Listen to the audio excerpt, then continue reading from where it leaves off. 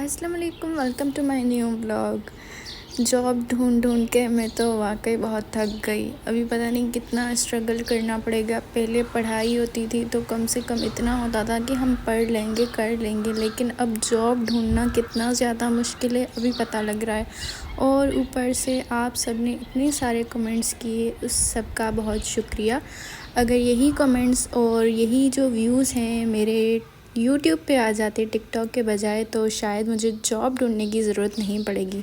यहाँ मैं जो है अपना सामान पैक कर रही थी, क्योंकि अभी मैंने इरादा कर लिया है कि मैं बस हैदराबाद छोड़ के जा रही हूँ, क्योंकि यहाँ पे मुझे जॉब नहीं मिल रही है और इससे ज़्यादा मैं ख्वार नहीं हो सकती। आप सबके कमेंट्स थे कि यहाँ अप्लाई करो वहाँ अप्लाई करो। मैंने हर जगह अप्लाई किया हुआ है, कराची तक मैंने हर जगह ही अप्लाई किया हुआ है, लेकिन सबका यही जवाब होता है कि सोर्स चाहिए। कोई कोई तो हॉस्पिटल्स ऐसे हैं जो सीवी ही नहीं लेते, मतलब ऊपर से कहलवाना पड़ता है, फिर उसके बाद ही जाके वो सीवी लेते हैं। तो सोर्स तो मेरा बिल्कुल भी नहीं है। तो बस यहाँ पे मैं आ गई थी अपनी दोस्त से मिलने के लिए, क्योंकि उसकी अम्मी की तबीयत ख़राब थी, तो वो उससे पूछने भी आना था। और मैंने कहा कि बस मिल के ही जाऊँ और उसके बाद मैं हैदराबाद छोड़ के चली जाऊँगी।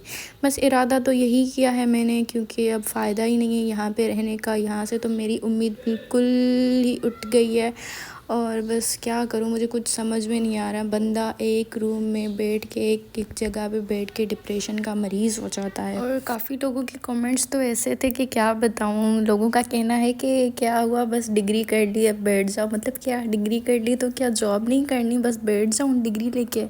तो ऐसा तो नहीं है ना। इतनी डिग्री किए, इतना हम लोग पढ़े हैं, तो कम से कम हम लोग जॉब तो ले सकते हैं ना कहीं भी। लेकिन पाकिस्तान हमारा ऐसा मुल्क हुआ है कि जहाँ पे हम लोग सोर्स के बगैर तो हमें मतलब कुछ हो नहीं सकता हमारा काम। कहीं पे कोई भी कॉन्टैक्ट्स अगर हमारे नहीं हो तो हमारा कुछ भी नहीं हो सकता। और मेरे ना ही कोई कॉन्टैक्ट्स हैं, ना ही मेरा कोई सोर्स है। इस वजह से मैं ख्वार हो रही हूँ यहाँ पे।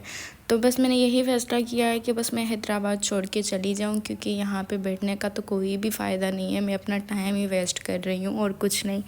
लेकिन कम से कम मैंने ट्राई किया है। ये ऐसा नहीं है कि बस मैं चुप करके बैठी हूँ। मैंने ट्राई किया है, अपनी पूरी कोशिश की है और अभी भी मैं अपनी पूरी कोशिश करूँगी।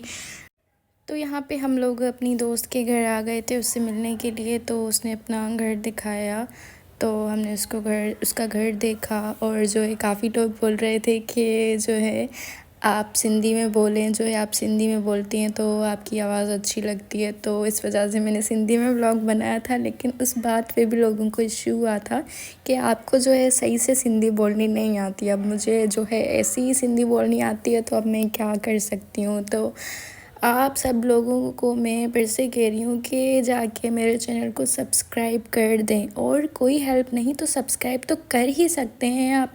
अगर आप लोग सब्सक्राइब करेंगे तो मेरा और भी ज़्यादा दिल करेगा कि मैं और भी अच्छे अच्छे आप लोगों के लिए व्लॉग्स बनाऊँ और पूरी कोशिश करूँ कि जो है मुझे जो है जॉब मिल जाए और मैं हैदराबाद छोड़ के ना जाऊँ।